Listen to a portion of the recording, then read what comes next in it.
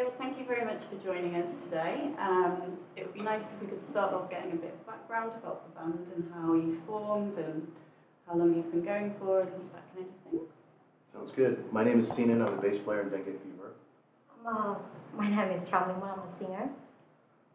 We met in 2002, I believe, and a good friend of mine, Zach Holtzman, who's a guitar player in the band, called me in a panic one day and said, "Hey man, we got like 10 singers lined up in Long Beach," which you probably know here as the largest population of Cambodians outside of Cambodia. And he called me up and said, "Man, we got 10 singers lined up. Can you just play bass?" And just, I traveled here in 1995, so a long time ago. But I'd collected a bunch of music, so I knew the music, and I knew Zach. And so I picked up 5 or 6 songs, and the next day we went to try out some singers in Long Beach. And the idea was, we lived in Los Angeles, so we traveled to Long Beach, it was about 45 minutes drive, rented a rehearsal space in Long Beach, and invited singers to come and sing. But Nimal didn't show up. And I didn't even know about Nimal. All I knew was that the singers that showed up were not very good. And the next week they're like, "Okay, we got another tryout. This one singer didn't show up, Nimal. She's gonna show up this time." So we went back the next week, and some more singers came, and Nimal didn't show up, and it wasn't very good. But all of us were going like, "This is a crazy idea," because the idea was that we wanted to do something outside of ourselves. We wanted to just not be an indie rock band, not be a shoegazer band. We just wanted to do something that was just completely different. But it was kind of falling flat. And I think the third or fourth time, like we stuck with it, Nimal showed up. And when she showed up, all the other singers kind of backed off, very quickly. And then she just, I remember her holding the mic like this, like she wasn't even like this, she was like this, and she sang.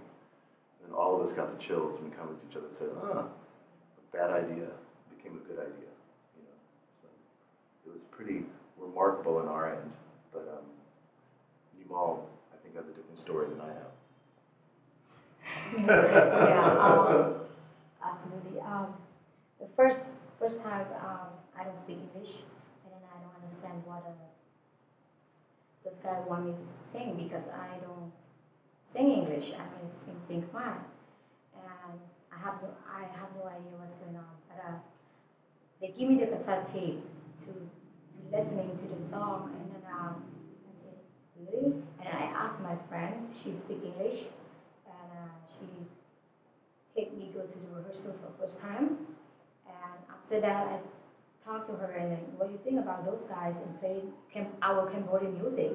And then she's a church girl. She said, "Sounds good. Maybe you keep going. You never know." So yeah, and then after that, we have one show, the first show. I am so nervous because the audience only white. Okay. No Cambodia. Yeah, and about 50 people.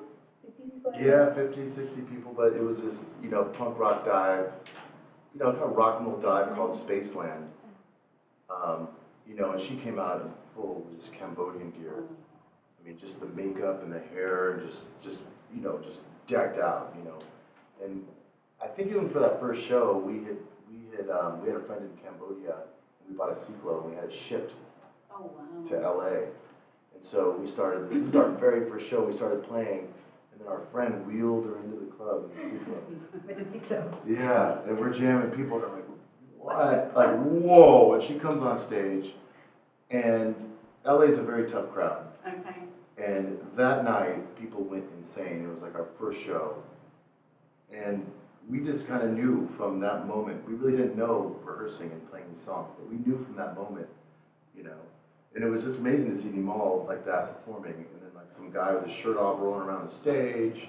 It was kind of mayhem, And I have no idea what you thought. And her friend, who's a church girl, was like, Nimal and her friend were both underage, so Nimal could only perform. Like she couldn't hang out in the club, but she could just come and perform. Yeah. And her friend couldn't even come out from backstage. But I remember during the show seeing Kina looking like, oh, like she's like questioning God. I asked her how many people.